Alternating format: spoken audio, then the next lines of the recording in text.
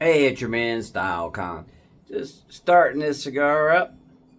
Got the JLC on, and I got it on for a specific reason for this video. And let's get into today's topic of discussion.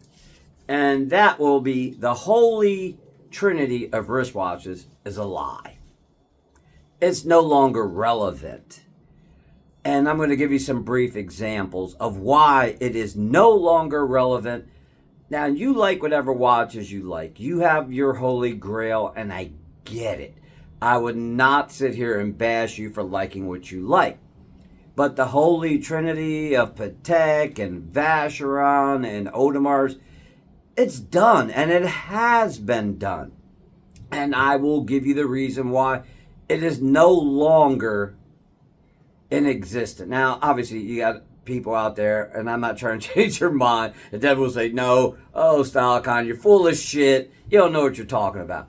But I will explain it like this. If you are a boxer and you want to remain the champ, right?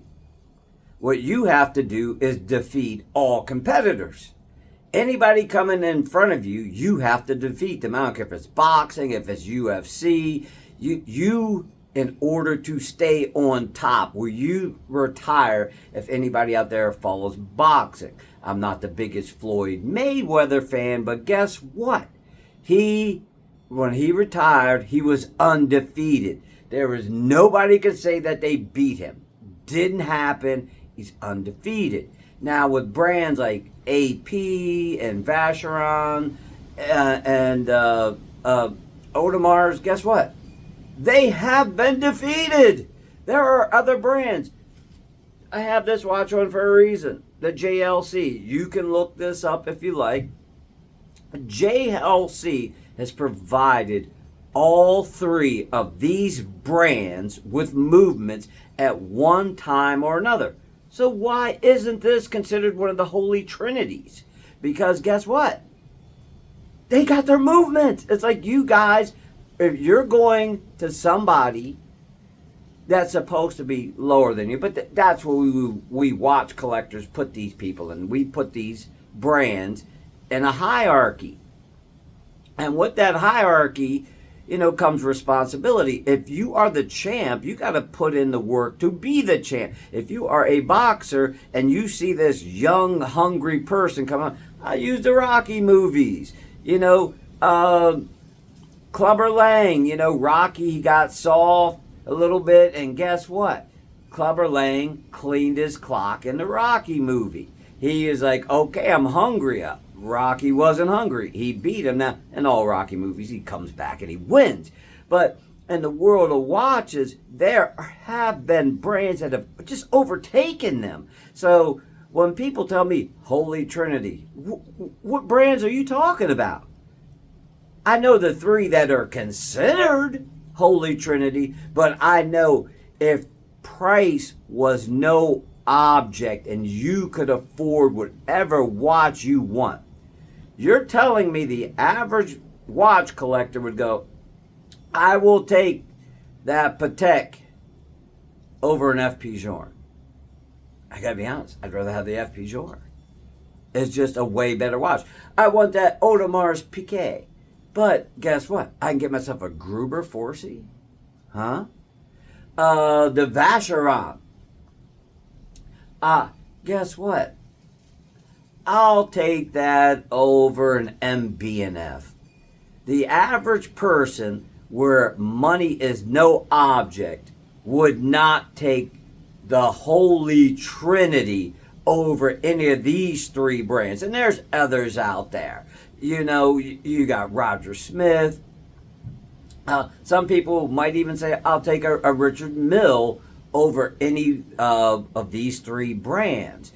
And they haven't stayed up. Now, I'm not the biggest fan of Jacob & Co. watches, but some of their watches are just like remarkable and what they have done.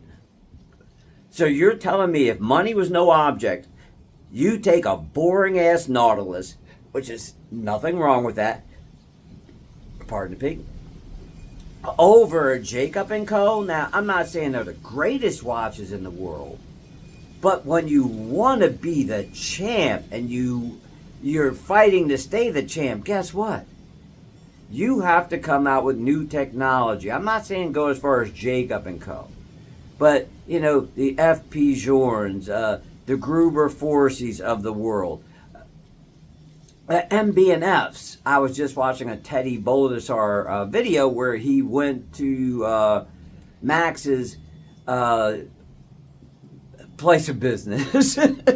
And even with that, Max was showing like some of the chronographs that they created, you know, some of the interesting watches they created. And he was talking about some of the designs that he has in his head that, you know, he will probably not live long enough for them to come out. That's how you stay the champ. You're coming out with a Nautilus or a Cubitus or, you know, your Audemars Piguet, and you know, you got your one-trick pony with your watches. You don't come out with anything that hits. And these watch brands come out with watches that hit and have historical significance. Maybe not today, but tomorrow they will. So how can the Holy Trinity still exist when they're not on top? There are other brands out there that have just done so much more and created so much more. So in my humble opinion, the Holy Trinity is no longer relevant.